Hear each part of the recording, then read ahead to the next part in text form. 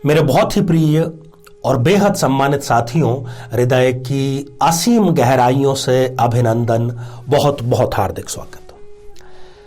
साथियों, हमारे समाज में एक बहुत बड़ी गलतफहमी है और वो प्रेम विवाह को लेकर है, लव मैरिज को लेकर के है।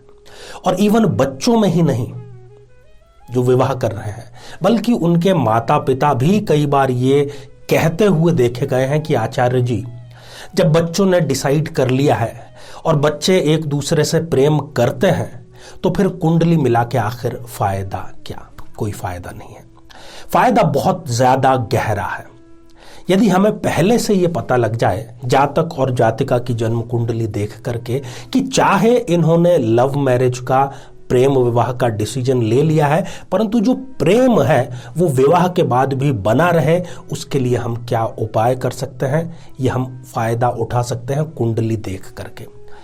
साथियों, ये जो श्रृंखला हम इन दिनों ये लेकर के आए हैं, आज वृषभ लग्न की चर्चा करेंगे। प्रत्येक लग्न के लिए हमने एपिसोड बनाया है और यहां पर दो महत्वपूर्ण बातों का उजागरण होगा। सबसे पहला तो यही कि जन्म पत्रिका में हम ये देख सकें कि क्या इस लड़के या इस लड़की की जन्म पत्रिका में लव मैरिज का योग है। तो जब वो किशोर अवस्था में है, बच्चा है, उसी समय हम उसको ठीक से डिसीजन ले सकें। बहुत सी बातें परवरिश पर निर्भर करती हैं, बहुत सी बातें परिस्थितियों पर निर्भर करती हैं, बहुत सी बातें विवेक पर निर्भर करती हैं। चाहे जन्म पत्रिका में कुछ लिखा हुआ है, ना लिखा हुआ है, उसको भी हम अपनी समझ से बदल सकते हैं। तो माता पिता कुछ अच्छे कदम उठा सकते हैं अगर उनको पहले से पता लग जाए कि उनके बच्चे की जन्म पत्रिका में लव मैरिज का योग है या नहीं। और दूसरी बात कि लव मैरिज का यदि योग है तो वो सफल लव मैरिज का योग है या असफल मैरिज का योग है। यदि असफल लव मैरिज का योग है, तब भी ठीक से यदि कुंडली मिलान करके उसके उपाय कर लिए जाएं तो आने वाली परेशानियों से बचा जा सकता है। साथियों, हम वृषभ लग्न पर विस्तार से चर्चा करें इससे पहले एक बेहद जरूरी सूचना कि हम हमारे प्रत्येक एपिसोड के अंत में किसी न किसी जातक के प्रश्न का उत्तर देते हैं और ये प्रश्न हमें प्राप्त होते हैं आप लोगों के ही द्वारा YouTube कमेंट के माध्यम से। तो साथियों, जब भी आप अपना कमेंट लिखें उससे पहले आपको लिखना है #आचार्य चंद्रकांत। उसके बाद में आप अपना प्रश्न पूछिए और हाँ, इसी एपिसोड से संबंधित एक प्रश्न इसी एपिसोड के अंत में आपसे पूछा जाएगा, उसका सही उत्तर साथ में लिखा होना बेहद जरूरी है। तो आइए साथियों, बिना किसी देरी के वृषभ लग्न की जन्म पत्रिका में थोड़ा सा विश्लेषण करिए जाने कि लव मैरिज इनकी सफल होगी या असफल। साथियों, ये जो आप एक जन्म पत्रिका देख पा रहे हैं, 2 नंबर से ये प्रारंभ हो रही है। लग्न में 2 नंबर का अंक लिखा है, इसलिए हम इसको कहेंगे कि यह है एक वृषभ लग्न की जन्म पत्रिका। अब जैसे कि पहले भी हमने चर्चा की है, प्यार से प्रारंभ होता है, प्यार आगे फिर शादी में तब्दील होता है और वो शादी क्या आपके लिए भाग्योदय कारक रहेगी या नहीं रहेगी, इन तीनों बातों का डिसीजन जन्म पत्रिका में पंचम, सप्तम और नवम भाव से लिया जाता है। पंचम भाव, ये लव मैरिज होगी या नहीं होगी, लव आपके लाइफ में आएगा या नहीं आएगा, यहां से डिसीजन लिया जाता है। फिर इसके आगे बढ़ता है सप्तम भाव, विवाह से संबंधित दाम्पत्य जीवन से संबंधित दाम्पत्य में आनंद होगा या नहीं, यहां से डिसीजन लिया जाता है। और अंतिम भाग्योदय अर्थात नवम भाव, तो भाग्योदय विवाह के पश्चात आपका होगा या विवाह के बाद में आपका दुर्भाग्य का उदय होगा, ये यहां से डिसीजन लिया जाता है। तो जब भी लव मैरिज का प्रश्न हमारे सामने आएगा, हमें इन तीनों भावों के स्वामियों की स्थिति देखनी ही देखनी है। इस पर मैं बाद में आऊंगा। सबसे पहले मैं कुछ वो संभावनाएं माता पिताओं को बतलाना चाहता हूं कि वो स्वयं घर बैठे अपने पुत्र या पुत्री की जन्म पत्रिका देख करके ये डिसीजन ले सकते हैं कि इसकी जन्म पत्रिका में लव मैरिज का योग है या नहीं है, और वो क्या कर सकते हैं। समाधान भी तो जरूरी है। साथियों, वृषभ लग्न की जन्म पत्रिका में लग्नेश शुक्र या फिर सप्तमेश मंगल, इन दोनों में से कोई भी एक या दोनों लग्न में ही या पंचम भाव में या सप्तम भाव में या अष्टम भाव में यदि यहां पर विराजमान है तो बहुत संभावना है, बहुत बड़ी संभावना है लव मैरिज इनके करने की। अब जब भी आपको लव मैरिज करना है नहीं करना है, ये माता पिता और बच्चे वो जाने, ये हमारा कार्य नहीं है, हम केवल सलाह देना चाहते हैं। परंतु यदि इनके लिए आप ऐसा ही जीवन साथी चुने तो जीवन साथी की जन्म पत्रिका में भी यदि यही स्थितियां हैं उसके लग्न से संबंधित, तब फिर इस दोष की काट हो जाएगी और विवाह आगे किया जा सकता है। पूरी हम श्रृंखला बना रहे हैं ताकि आप जातक और जातिका उन दोनों का जो लग्न है उनका मिलान ठीक से आप कर सकें। जब भी ऐसी स्थिति होती है व्यक्ति बहुत शौकीन मिजाज होता है, परोपकारी भी वो होता है, जिज्ञासु होता है, नई नई चीजें जानने का उसको बहुत मन करता है, साहसी होता है, कितनी ही बड़ी रिस्क हो वो आसानी से ले लेता है।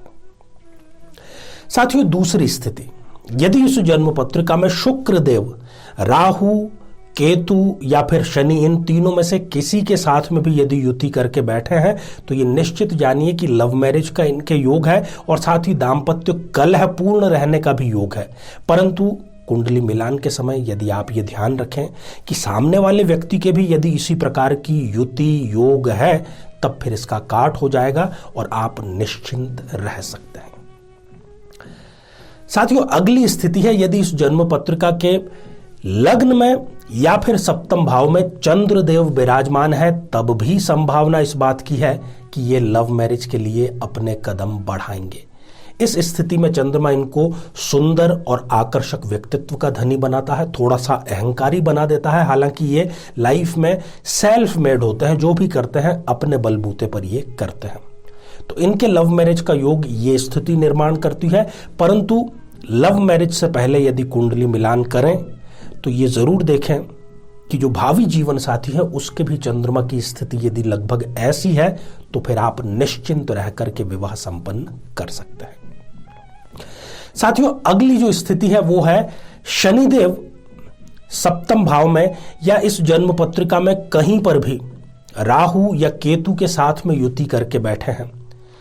सप्तम भाव में यदि है तो बहुत प्रबल संभावना है, 99.9% की है। अन्य स्थितियों में थोड़ी सी संभावना कम हो जाती है परंतु समाप्त नहीं होती है। ऐसा व्यक्ति संसाधन युक्त होता है, भौतिक सुख सुविधाएं उसके पास में सारी होती है। लव मैरिज के लिए वो कदम जरूर बढ़ाता है और लव मैरिज करते समय ये जरूर ध्यान रखें कि जीवन साथी की जन्म पत्रिका में भी शनिदेव राहु या केतु के साथ में युति करके विराजमान हो। अब आते हैं जो हमने स्टार्टिंग में बात कही कि पंचम, सप्तम और नवम भाव को लेकर के। तो पंचमेश इस जन्म पत्रिका में है बुध देव, सप्तमेश इस जन्म पत्रिका में है मंगल देव और भाग्येश इस जन्म पत्रिका में है शनि देव।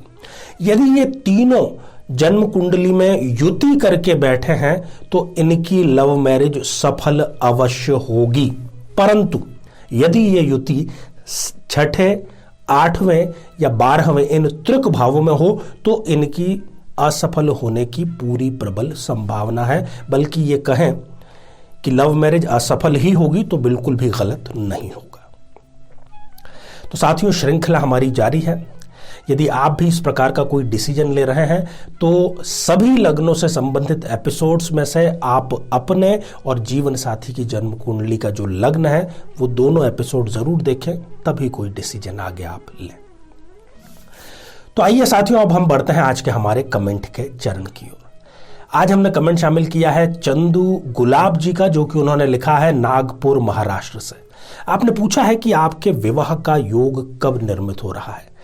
देखिए, आपकी जन्म पत्रिका में अप्रैल 2023 के बाद में विवाह का योग निर्मित हो रहा है।